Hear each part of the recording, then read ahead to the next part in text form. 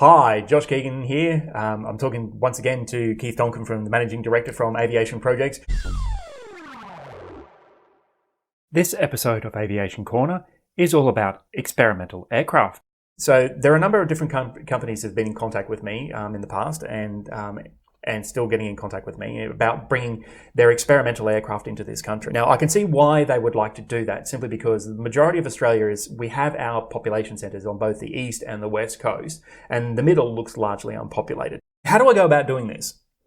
How do you go about it? What's the first step? What step do I take to bring my experimental aircraft, drone, rocket to this country to launch it?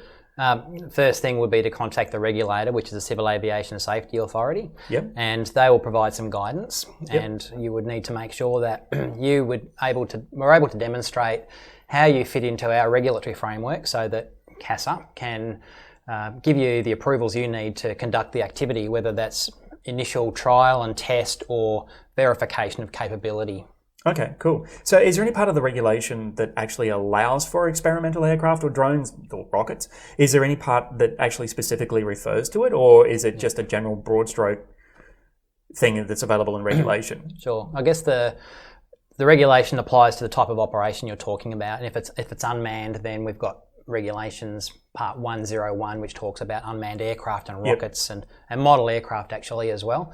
And while they prescribe certain requirements, if you don't meet those requirements, or if it's a new aircraft type or technology, then the operation will be subject to negotiation. Okay. And if it's a manned aircraft, we have rules and regulations that apply to those as well. And where it's experimental, it allows types of technology or a less restrictive level of compliance with requirements, but it also restricts the type of operation that can be conducted by that aircraft. Okay, cool. All right, so what about, say I've got an overseas company, and I might have one, but anyway. So if I have something that's been proven overseas and it's got all its approvals from the necessary authorities overseas, does that account for bringing anything into this country? Is there some sort of mutual agreement? I'm not sure, so that's why I'm asking. For sure. Yeah. So what you would expect is what we call essentially mutual recognition. If an aircraft is allowed to operate in another country, like the United States under the FAA's requirements, or in Europe under the EASA's requirements, you would expect that our National Airworthiness Authority, which is CASR in this case, would mutually recognise those approvals and allow that operation to be conducted in Australia. All right, cool. All right, so what about real-time information? I mean, our country, as I said, is based on the east and the west coast, and the centre is largely unpopulated. And we have internet available on both coasts, but nothing really much in the middle. So if I want to get real-time information from my aircraft, my drone, from my rocket, how do I go about doing that when there's no internet connectivity? Sure. Assuming you're relying on the internet, if it's simply a direct transmission between a transmitter and a receiver, and if it's on a standard part of the spectrum, then that would be entirely acceptable in any case. Yep.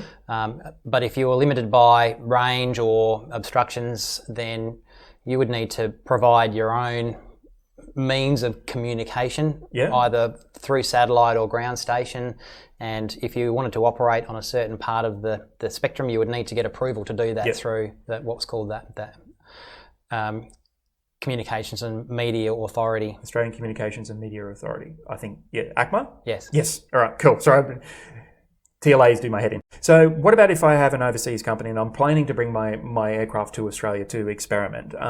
So as a project manager and as someone who's looking at this country in which to bring their things, how long is this going to take? Is it going to be a quick process and it's going to take 6 months, 12 months, or is it going to take a number of years? How is this going to work? Yep. It'll always take longer than you think as a starting point. Yep. Okay. And I expect that it would, probably depending on the level of development of your technology and how well it's recognised in the other country, you'd expect at least several years. Several years? Yes. Okay. All right, cool. So it's not actually going to be a quick process. So that's actually good to know.